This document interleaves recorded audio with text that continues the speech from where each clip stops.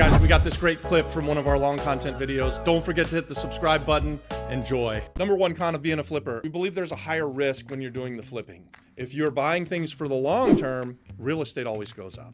But in the short term, when you're flipping, if you're not spot on about what something's worth and what it's going to sell on, or if the market changes, you can get stuck. So you go in with the plan to buy it for 100K, fix it up for another 30K, and then sell it for 200K, and the market changes on you, and now it's only worth $150,000, and you've got a choice to make. Either sell it at a break even or maybe a loss, or turn it into a rental property. I don't know what the right move is there for you. Our thought process going into this, when we decide that we're buying something for a flip, we really don't change from that very often. So if I've bought it to fix it and sell it, we're going to buy it, fix it, and sell it. If the market changes, we might not make as much money as we thought we were going to make. If the renovation goes longer, it costs us more. If something goes wrong, we're still buying it, fixing it, and selling it, and we stay with that path. And we pretty much do that unless something tragic happens, like during COVID, we did pull things off of the market that we were intending to sell, and we rented them out because we thought we wanted to capture that cash flow, and then it turned out to be a genius move. As the market didn't crash, it went the other way. So I'm no economist, and I've been wrong every time I think the market's going to go up or go down or go sideways. So don't look to me for that, but I do know how to buy real estate and fix it up and get it sold, or fix it up and get it rented, so follow for that. The number two con of being a flipper is that it's capital intensive, right? So generally speaking, when you're buying, fixing, and selling, you're buying stuff that's distressed. So that means that you're not dealing with the banks most of the time. In fact, over the years, we really have avoided dealing with the banks. Banks don't help us as really any kind of real estate investors. The stuff that I'm trying to buy when it's distressed and we're going to get it at a great price, you have to have cash. Either you have to have cash, your partner has to have cash, or you find a hard money lender. The banks don't move quick enough. They're not smart enough to see that you've got yourself a great deal. But other people, other real estate investors, hard money lenders will partner with you, or they will lend you money because they can see it. They can see that you're buying it way down here. It's worth all up here, and all you've got to do is fix it up to get it there.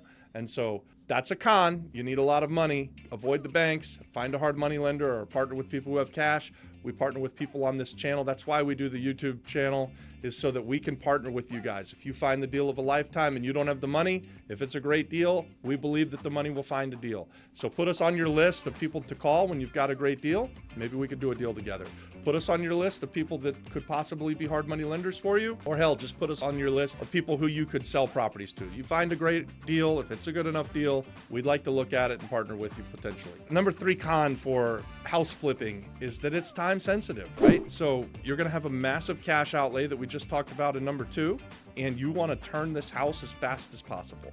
Your returns diminish over time. So if you can buy something where you can make 20% cash on cash return, that's phenomenal. But if that takes you 3 years to do it, it's no longer phenomenal.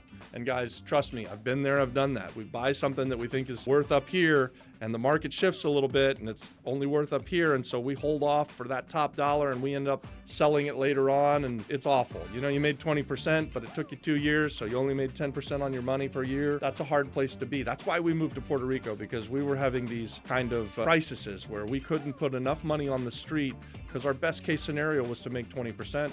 And we do a lot of deals where we partner with people who have money, so they're putting up a lot of money to make 10% on their money. If things didn't go well, it hurt a lot. So this time sensitiveness is something that you need to be highly, highly aware of if you're going to be a real estate flipper. A number four con is that flipping means that you're highly impacted by the market. So the trends on the market, they affect you at a greater level than they do for me if I'm buying things to hold. So you're buying something with the intent of selling it, and you're trying to sell it as fast as you can.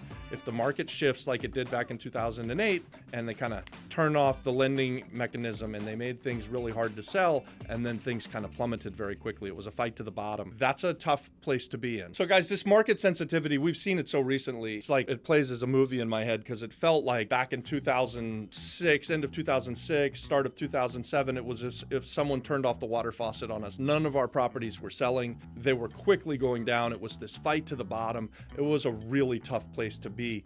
And so I say all the time, another example here is that if the United States goes into a recession, or if the United States gets a cold, then a couple years later, the island of Puerto Rico is going to have the flu. And so we're on the island of Puerto Rico. back in the States, the market kind of shifted a little bit, not a little bit, the market shifted fairly quickly from 2022 to 2023 with the rapid rise in interest rates. Hey guys, thanks for watching that. Subscribe to our channel, watch this next, and then also check out the pinned content for more great content, guys. God bless.